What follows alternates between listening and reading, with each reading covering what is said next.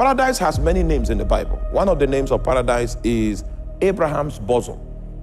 Before Jesus, no one ever left Hades without returning.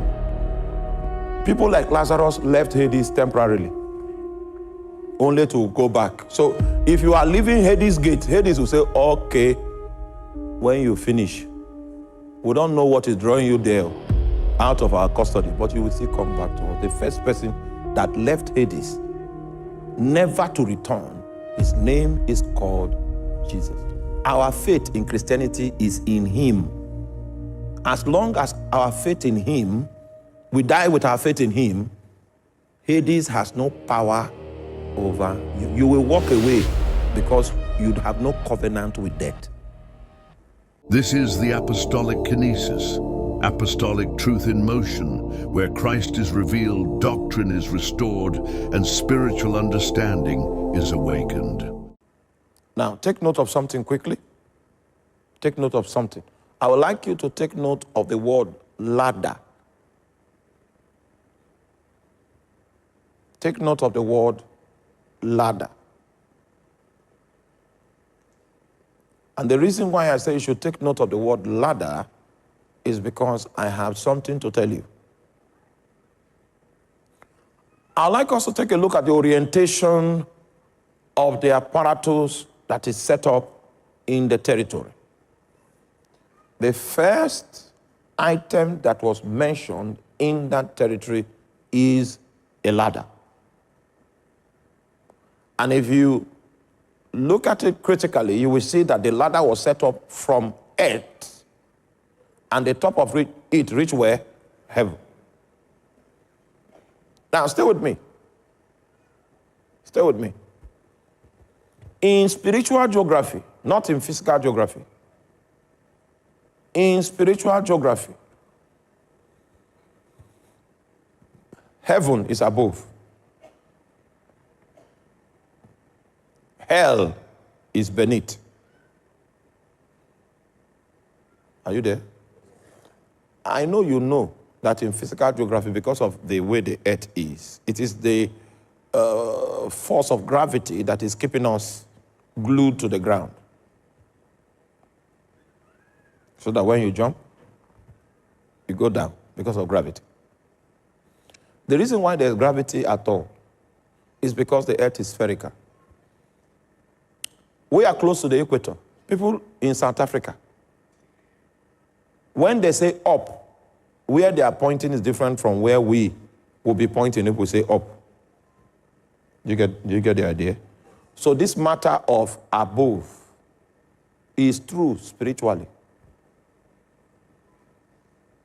Because the Bible talks about heaven above, it talks about hell beneath.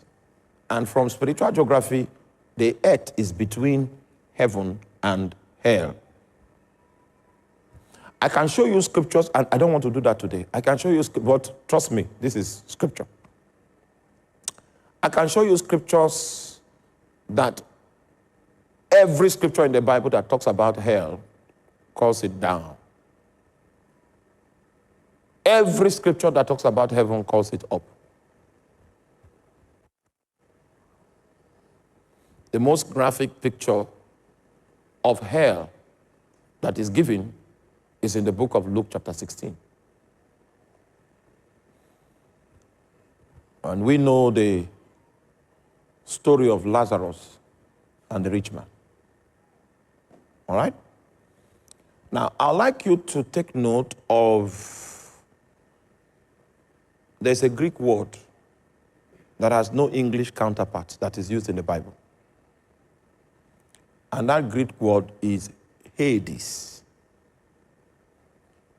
Now, in your English Bible, it is used interchangeably for hell, but theologically is not very accurate. Because there is, Hades means the place of departed spirits. When a man dies upon the face of the earth, his spirit is going to journey into Hades.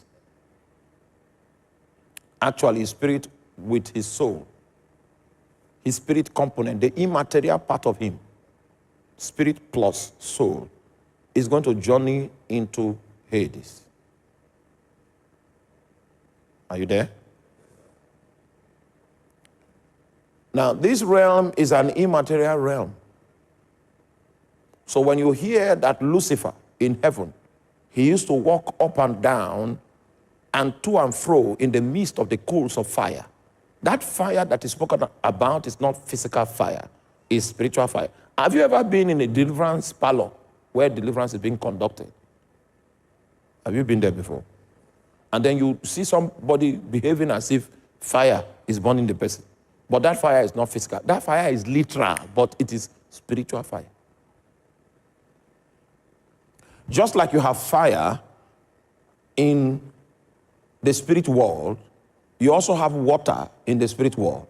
In fact, there are 12 things that you have on earth that you have equivalents in the realm of the unseen. When we talk about the shape of heaven and the 12 interactions between the earth and the heavens, then I will show you some matters, but not today. So when a person dies, his spirit wanders into Hades, because Hades is the place for departed spirits. And his spirit goes in accompaniment with his soul. The silver cord is the ribbon that is used to tie a man's soul to his body of earth. And what we call death is actually not death. It's just that the silver cord got loosed. So the soul and the spirit can walk free from where the body is. What we call death is separation. Have you gone to the book of Genesis? Oh my, you're not with me. Okay, let me leave my explanation. You're not interested. If you go to the book of Genesis, you will see statements like God divided the day from the night. Separation. God divided this from that. Huh? So that thing we call death is actually separation. Is to untie the ribbon. The ribbon that is called the silver cord that connects the soul with the human body. And when that happens, this personality that has been warehoused, that is living inside your body of earth, will walk out of that house. Because that personality is not designed to operate in this three-dimensional world, there is a world that can contain that personality. Are you there? But if you have studied your Bible, the Bible says it's appointed unto man once to die. The next kingdom event after death is called judgment. And judgment in the kingdom of God is reserved for a set specific time. So everyone that dies, therefore, is kept in a place of waiting called Hades, awaiting judgment. Hallelujah. So this is the first time I'm impressed with this, my class, the first time.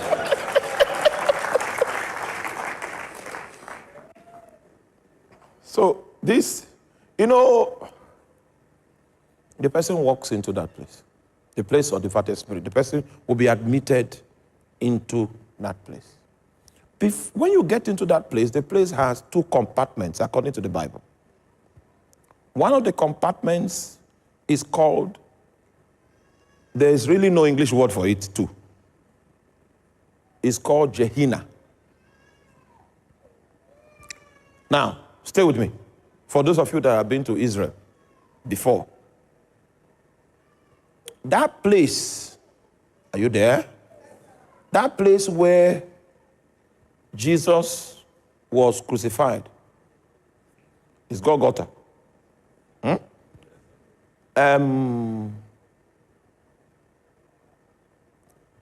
In Makodi, there's high level, there's Wurukum, there's Wadata. So Golgotha is the Makodi. the spot where Jesus was crucified is Gehenna. You know why the place is called Gehenna? Because in ancient Israel, they used to pour refuse there. So people put fire on the refuse. So there's a fire that is always burning in that location. And that's why they called it Gehenna. The unquenchable fires. Are you there? That aspect of Hades that has unquenchable fire is where we call hell. And it's a temporal place. It's not permanent. So the man that walked, in fact, as you walk into Hades, you will know whether your dwelling place, where you'll be waiting. This, I hope you know the entire arrangement is a waiting area. If you have ever used a plane before, an airplane, they advise you to come 3 hours, if it's international, 3 hours before the flight, so that they can finish all the modalities of checking you in, checking your bags in, and then you walk into the waiting area and you wait for your flight. In the waiting area, there are different types of waiting area. I flew for long before I discovered that it's not everybody that waits in this open hall. There's an executive lounge. Jesus. Hallelujah. When you get somewhere and there's a better option, trust God for you to be operating from the better option. In the name of Jesus. Amen. I am speaking to somebody's faith. Let your faith be increased. So there's something called the executive lounge. But you know what? Whether you are in the open waiting area or in the executive lounge, what are you doing? You are waiting. Did you get that? All right, so the people that are assigned to wait in Gehenna, where there is fire, those ones, they did not die with the Spirit of Christ in their spirit. And if you look at them from the mortal perspective, the moment you see them from that realm, you will know where this one is going. Because, are you with me? Because the Spirit of Christ, if it's in your spirit man, it manifests like a garment that is white.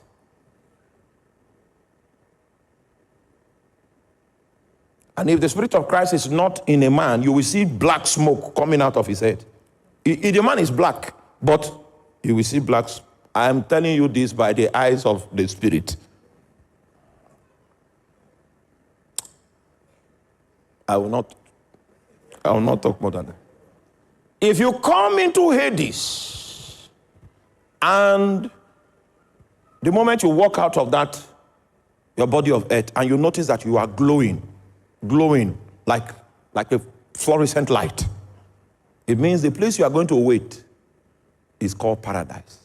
All of them, paradise plus Gehenna equals Hades. Did you get that? So now, coming to Lazarus and the rich man, Lazarus was in paradise. Paradise has many names in the Bible. One of the names of paradise is Abraham's bosom. Why is it called Abraham's bosom? Anybody has a clue? He's the founder of faith. He's the founder of faith. Our faith in Christianity is faith in a person. And the name of the person is called Jesus Christ. Jesus Christ happens to be the first example of a man that died, went to Hades, he resurrected from Hades, and he ascended into heaven. Only Jesus, he was the first man that had that experience. The hope that we have today, that if our pilgrimage on this world is accomplished, that we will rise from Hades and rise into the heavens, is called Jesus Christ. That's the hope. Because it is what he went through, how he went through it, that's what we will go through. His accomplishments is our destiny. Before Jesus, no one ever left Hades without returning. People like Lazarus left Hades temporarily.